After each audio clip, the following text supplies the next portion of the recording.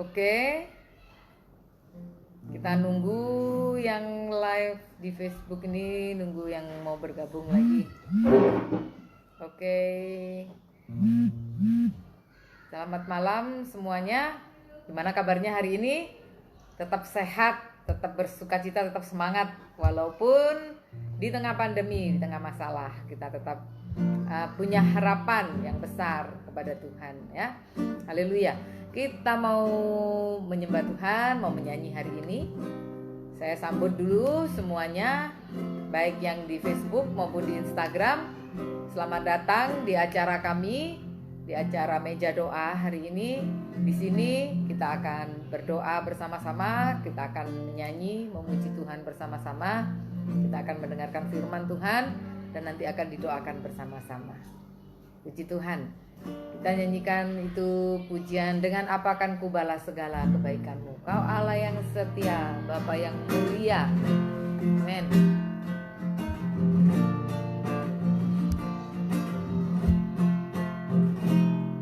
Kau Allah yang setia, Bapa yang mulia,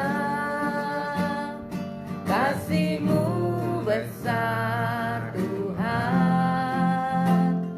Kau pulihkan hidupku. Kaulah harapanku, hidupku dalam-Mu. Terima kasih Tuhan, Kau selamatkan hidupku. Dengan apa kan ku balas? Dengan apa kan ku balas segala kebaikan-Mu?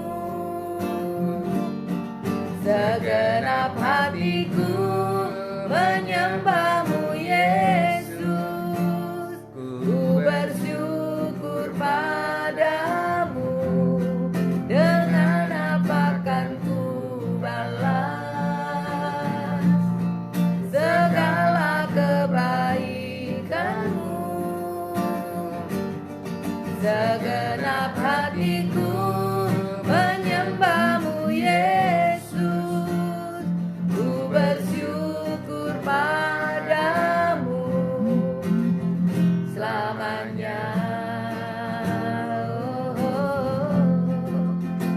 Selamanya.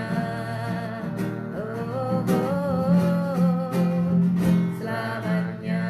Kau Allah yang setia, Kau Allah yang setia, Bapa yang mulia, kasih-Mu besar Tuhan, Kau pulihkan hidupku. Kaulah harapanku, hidupku dalam-Mu. Terima kasih Tuhan, Kau selamatkan hidupku. Dengan apa kan ku balas? Dengan apa kan ku balas segala kebaikan-Mu? Segenap hatiku menyembah-Mu Yesus, ku bersyukur padamu. Dengan apa kan ku balas segala kebaikan-Mu?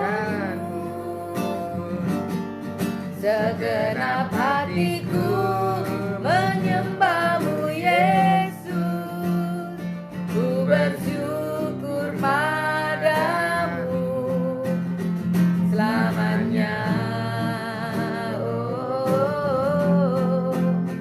Selamanya. Selamanya. Selamanya. Mari kita berdoa. Terima kasih Engkau Tuhan Allah dan Bapa kami yang mulia. Kami mengucap syukur atas kebaikan-Mu, atas berkat-Mu, atas perlindungan-Mu dalam kehidupan kami. Hingga sampai hari ini Tuhan, kami tetap sehat, kami tetap dilindungi oleh Tuhan, kami masih dipelihara oleh Tuhan. Terima kasih buat semua anugerah dan berkat Tuhan. Bapa, sekarang kami akan mendengarkan siraman rohani melalui firman Tuhan. Kiranya firman Tuhan yang dibawakan oleh hamba-Mu menjadi kekuatan buat kerohanian kami Bapa. Terima kasih Tuhan. Dalam nama-Mu Tuhan Yesus kami berdoa dan mengucap syukur. Haleluya. Amin. Puji Tuhan. Silakan. Selamat malam semuanya. Apa kabar teman-temanku, sahabat-sahabatku? Banyak sekali yang menonton pada saat ini. Ada teman-teman dari Amerika, ada Pak Kit Sorbo. Apa kabar Pak Kit Sorbo? Ada juga teman-teman dari Malang, dari Lombok, macam-macam ya teman-teman yang hadir pada hari ini, bisa sama-sama menyaksikan acara dalam program Meja Doa. Dan setelah kita mendengarkan firman Tuhan ini sama-sama, lalu kemudian nanti saya akan mendoakan saudara-saudara yang perlu didoakan. Nah, saudara-saudara, malam hari ini saya akan berbicara tentang marah. Ya. Pasti kita pernah marah ya, semua kita pasti pernah marah. Sekarang kita sedang berbicara tentang marah. Nah, apakah kita boleh marah? Itu pertanyaannya. Atau kita tidak boleh marah? Yaitu pertanyaannya, saudara-saudara, yang seringkali orang menanyakan apakah kita boleh marah atau tidak. Lalu kemudian bagaimana seharusnya caranya kita marah? Karena seringkali kalau kita marah itu kita lebih banyak merugikan diri kita sendiri daripada merugikan orang lain. Orang yang kita marahin biasa-biasa aja, tetapi kita sendiri akhirnya kepala kita pusing, kemudian kita stres, tekanan darah kita naik, dan kemudian kita akan mengalami sakit di tubuh kita ini. Nah, saudara-saudara, pada hari ini saya akan membagikan 2 ayat firman Tuhan kepada saudara-saudara yang berkaitan dengan marah. Pertama-tama ayat firman Tuhan di dalam kitab Efesus pasal 4 ayat yang ke-26. Begini bunyinya firman Tuhan. Apabila kamu menjadi marah, janganlah kamu berbuat dosa.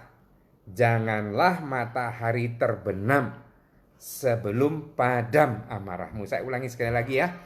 Apabila kamu menjadi marah, janganlah kamu berbuat dosa. Janganlah matahari terbenam sebelum padam amarahmu. Nah, saudara-saudara, ayat ini sebetulnya berbicara pertama-tama, berbicara bahwa sebetulnya marah itu ya boleh. Makanya firman Tuhan mengatakan kalau kita marah, boleh marah. Nah, cuman dilanjutkan dengan bagian yang kedua yang mengatakan, tetapi kalau kamu marah, janganlah kamu berbuat dosa pada waktu marah. Nah, saudara-saudara, bagaimana kita marah berbuat dosa? Kadang-kadang kita lebih sering marah, meluapkan emosi kita, akhirnya kita tidak bisa mengendalikan kemarahan kita, emosi kita, lalu kemudian kita membuat orang sakit hati dan akhirnya kita berbuat dosa. Misalnya, kita marah maki-maki orang. Ya, macam-macam lah kata-kata kotor yang keluar dari mulut kita, itu berdosa. Atau saudara marah sebut orang sebagai binatang. Padahal manusia itu kan ciptaan Tuhan. Barang siapa menghina ciptaannya, firman Tuhan bilang, dia menghina Tuhan. Jadi kalau saudara mengatakan binatang kepada orang, saudara sedang menghina Tuhan. Dan itu pun adalah dosa. Nah, apalagi kalau saudara marah sampai saudara tampar, saudara pukul jamba-jambaan atau teman-teman, ya, itu juga lebih parah lagi. Lebih parah lagi kalau saudara marah lalu saudara sampai membunuh orang. Nah, itu lebih parah lagi, itu dosanya lebih besar lagi, saudara-saudara. Nah, kalau di dalam rumah tangga, kalau marah kadang-kadang piring suka melayang, botol suka melayang, gelas juga suka melayang. Ya enggak apa-apa kalau tidak mengenai sesuatu atau piringnya tidak pecah. Tapi kalau piringnya pecah, gelasnya pecah, itu berarti saudara sama saja dengan menyia-nyiakan berkat Tuhan. Dan menurut saya itu juga adalah sebuah dosa apabila kita melakukan yang seperti itu. Gitu ya, saudara-saudara. Lalu sekarang kita bicara sedikit mengenai bagaimana kita marah tapi kita tidak berbuat dosa. Saya akan mengajak saudara-saudara untuk melihat lagi satu ayat firman Tuhan di dalam Mazmur pasal 4 ayat yang keempat. Ya, firman Tuhan mengatakan begini. Biarlah kamu marah, tetapi jangan berbuat dosa. Nah, itu diulang lagi ya saudara-saudara ya, karena memang asalnya dari Mazmur, dikutip oleh kitab Efesus, ditulis oleh Paulus. Biarlah kamu marah, tetapi jangan berbuat dosa, katanya. Terus kemudian dikatakan gini, berkata-katalah dalam hatimu, di tempat tidurmu, tetapi tetaplah diam. Nah, saudara-saudara, kalau kita melihat frase dari Mazmur pasal 4 ayat yang keempat yang mengatakan tetapi tetaplah diam, itu sebetulnya adalah suatu usaha untuk kita mempaus emosi kita. Seringkali kita kalau sudah emosi tidak bisa ditahan. Tetapi ini firman Tuhan mengajarkan kepada kita waktu kita marah, sebaiknya kita pause. Kita diam. Tetaplah diam, kata firman Tuhan. Menurut orang-orang ahli-ahli psikolog, dia mengatakan bahwa kira-kira diam itu sekitar 10 detik. Itu sudah bisa membuat kita mengontrol diri kita. Jadi waktu kita diam, itu sebetulnya Tuhan mengajarkan kepada kita untuk kita memilih. Karena saudara-saudara, kita ini kalau marah itu pilihan. Kita mau marah berbuat dosa, atau kita mau marah untuk tidak berbuat dosa, itu pilihan. Dan kita bisa memilih. Cuman kita tidak biasakan untuk memilih. Biasanya kita hanya ikut pilkada atau pilpres pada saat pemilihan presiden atau pemilihan kepala daerah. Tapi untuk diri kita sendiri, Tuhan sudah memberikan kepada kita hak untuk memilih, saudara-saudara. Jadi waktu firman Tuhan mengatakan tetaplah diam, itu kita diam, lalu kita mengendalikan emosi kita, lalu kita mulai memilih untuk marah seperti apa. Nah, sebelumnya ayat firman Tuhan itu mengatakan berkata-katalah di dalam hatimu. Jadi waktu kita sedang diam, lebih baik kita berkata-kata di dalam hati kita. Ya, saudara bisa bilang sama Tuhan lah, berkata-kata dalam hati saudara, dan bilang sama Tuhan, Tuhan, saya ini marah loh Tuhan, tapi saya tidak mau berbuat dosa. Apa yang harus saya lakukan pada saat saya marah? Nah, saudara-saudara, itu adalah sebuah pilihan. Jadi kita bisa menggunakan pilihan kita pada saat kita berdiam diri. Nah, saya kasih contoh ya saudara-saudara, mudah-mudahan tulisan ini bisa kelihatan ya. Mudah-mudahan bisa kelihatan ya. Ini terbalik lagi tulisannya. Jadi begini, kalau binatang, kalau ada stimuli, ya ini ada kotak stimuli gitu ya. Ada kotak stimuli, ini ada respon misalnya yang merah. Yang putih ini stimuli. Yang merah ini adalah respon. Pada umumnya binatang itu dia sifatnya reaktif. Jadi setiap kali ada stimuli seperti gini, dia langsung respon. Jadi tidak ada jaraknya. Setiap ada stimuli, dia langsung respon. Misalnya saudara punya anjing, saudara latih dia untuk makan. Lalu saudara pakai piring seng, lalu saudara panggil dia. Misalnya namanya Bella. Terus kemudian saudara panggil, Bella. Lalu saudara piringnya itu saudara kenteng dia 3 kali. Teng teng teng. Bellanya belum terbiasa. Lalu saudara panggil Bella, Bella, Bella, Bella. Lalu saudara pegang kepalanya, kasih dia makan di piring itu.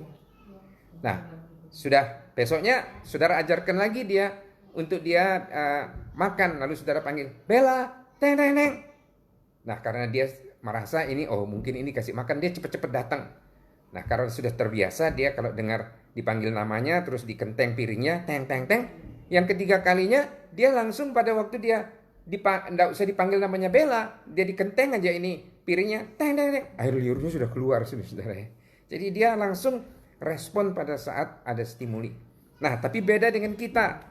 Kalau kita itu manusia itu dikasih pilihan. Jadi ini misalnya ada respon, ada jaraknya antara ada stimuli, ini stimuli, ini respon, itu ada jaraknya. Nah, jaraknya ini yang tidak nempel ini, itu yang disebut dengan pilihan. Jadi kita bukan seperti binatang, kalau ada stimuli kita langsung respon.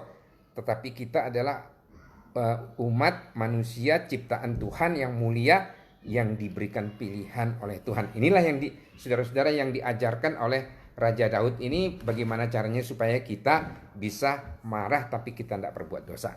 Yang kedua, firman Tuhan mengatakan begini, jangan mendendam. Kalau saudara marah, jangan simpan kemarahan itu di dalam hati saudara. Nah, saudara-saudara, ayat firman Tuhan yang mengatakan janganlah sampai terbenam matahari sebelum padam amarahmu itu adalah ajaran firman Tuhan yang mengajarkan kepada kita supaya kita tidak marah lebih dari 12 jam. Ya, kalau saudara malamnya marah jangan sampai matahari terbit, itu artinya bukan berarti kalau dari matahari terbit sampai malam saudara marahnya pagi terus tenggelamnya malam. Ya, itu termasuk. Lalu kemudian kalau malam saudara merasa bahwa kalau pagi matahari terbit ya masih juga saudara boleh marah, bukan. Artinya sebetulnya pengertiannya adalah jangan marah lebih dari 12 jam. Kenapa saudara-saudara? Karena menurut secara medis, kita ini kalau marah itu kita punya tekanan darah itu naik, lalu kita punya daya tahan tubuh itu turun 60%. Dan keadaan kita tidak bagus kalau seandainya kita punya daya tahan tubuh menurun 60%. Lebih dari 12 jam. Itu tidak bagus. Karena itu bisa menyebabkan kita sakit badan, bisa juga menyebabkan kita akhirnya hipertensi, bisa juga menyebabkan kita akhirnya kena serangan-serangan jantung di dalam diri kita. Gitu ya, saudara-saudara ya. Nah, saya punya pengalaman. Kemarin saya ditabrak orang naik sepeda motor, nabrak saya. Terus dia jatuh. Terus waktu dia jatuh saya lihat dari kaca spion di belakang itu dia marah sama saya, saudara-saudara. Saya berhenti. Jadi saya juga sebetulnya saya ditabrak, ya saya juga harusnya marah. Tapi saya karena sudah terbiasa melatih diri saya untuk berpikir lebih dahulu dan memilih untuk marah. Saya mau marah sama dia ini bagaimana. Lalu saya jalan mengarah ke dia juga jalan mengarah ke saya, mukanya dia pucat. Saya tenang aja. Lalu pas sudah dekat sekali, saya bilang gini sama dia, luka ya? Saya tanya sama dia gitu, luka ya? Waktu saya bilang luka ya, waktu saya bertanya kepada dia tentang dirinya dia, bukan tentang mobil saya atau tentang sepeda motornya dia, tapi saya bertanya tentang dirinya dia, kamu luka ya? Dia langsung kayak ban kempes tuh ya, saudara-saudara ya. Marahnya langsung hilang. Akhirnya dia mulai bersahabat sama saya. Terus kemudian saya datengin dia, saya periksa kakinya. Ini luka ya? Parah ya? Langsung dia bilang sama saya, enggak pak, ini cuma luka sedikit ya. Dia masih muda. Terus saya rangkul dia. Saya boleh lihat sepeda motormu gimana? Jadi saya tanyakan dia dulu, orangnya dulu yang saya tanya, bukan sepeda motornya, karena saya lebih peduli dengan orangnya. Lalu kemudian saya lihat, terus kemudian dia punya teman perempuan yang digonceng juga, jatuh juga saudara-saudara ya. Tapi karena temannya yang perempuan ini melihat saya begitu ramah terhadap yang laki itu, waktu saya tanya, kamu gimana? Kamu luka ya? Enggak pak, kok saya enggak apa-apa pak, enggak apa-apa pak. Benar kamu enggak apa-apa? Enggak apa-apa. Terus kemudian setelah saya tanya begitu sudah baik situasinya, saya tanya sepeda motornya bagaimana? Ini ada sedikit kerusakan ini pak. Terus kemudian saya bilang, ayo kita cari bengkel, perbaiki. Karena hari Minggu saudara, jadi tidak ada bengkel yang buka. Akhirnya dia bilang sama saya, anu aja pak, kasih saja saya uangnya untuk perbaiki. Terus saya kasih dia uang 300.000. Dia senang sekali kelihatan dari mukanya. Dapat 300.000 cuman luka sedikit ya. Tapi dia senang. Akhirnya saya kasih. Udah, saya bilang maaf ya kita tabrakan. Walaupun dia salah, saya juga tidak tahu dia salah apa saya salah. Tapi lebih baik saya minta maaf. Nah saya tidak mau marah dan emosi pada saat itu karena itu merugikan saya. Dan saya harapkan juga saudara-saudara melalui pelajaran ini saudara boleh marah. Tapi saudara jangan berbuat dosa. Bagaimana sih marah yang tidak berbuat dosa? Yang menjelaskan kesalahan orang. Orang bersalah kepada saudara, ya saudara jelaskan dengan tenang aja jelaskan. Jangan teriak-teriak, jangan maki-maki. Lalu yang kedua bagaimana? Yang kedua, marah itu menasehati. Pakai firman Tuhan. Misalnya orang itu mencuri. Kamu tuh mencuri loh. Berdosa loh kamu. Kamu curi uang saya. Uang saya habis, saya susah. Kamu berdosa. Itu. Ya gimana nih sekarang? Coba dikembaliin uang saya. Kalau dia tidak bisa kembaliin, yang mau bilang apa saudara-saudara, tidak usah saudara teriak-teriak, marah-marah, ngamuk-ngamuk, toh juga tidak memberikan keuntungan. Nah, jadi itulah bagaimana caranya kita marah. Kalau saudara-saudara sekarang tidak ada uang, jangan marah-marah sama Tuhan, jangan marah-marah dengan orang lain, tetapi ya sudahlah, kalau tidak ada uang sekarang berdoalah kepada Tuhan, belajarlah untuk memilih yang terbaik apa yang saudara bisa lakukan pada saat saudara marah. Tuhan memberkati kita semuanya. Mari berikan kemuliaan buat Tuhan. Kasih jempolnya dong. Ya. Sekarang kita akan berdoa. Kita nyanyikan satu pujian. Saat ku tak melihat jalanmu, lalu saya akan mendoakan saudara.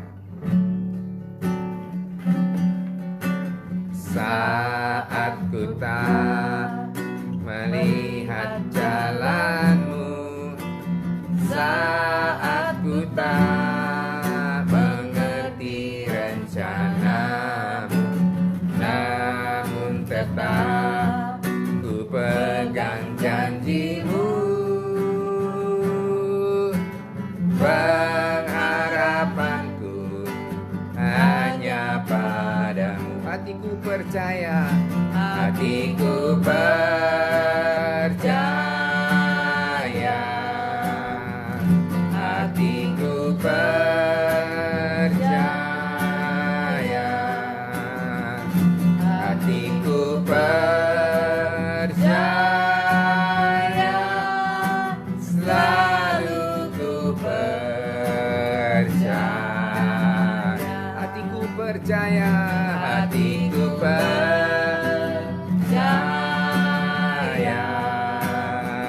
hatiku percaya,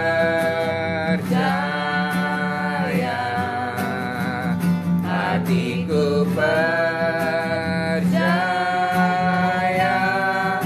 selalu ku percaya.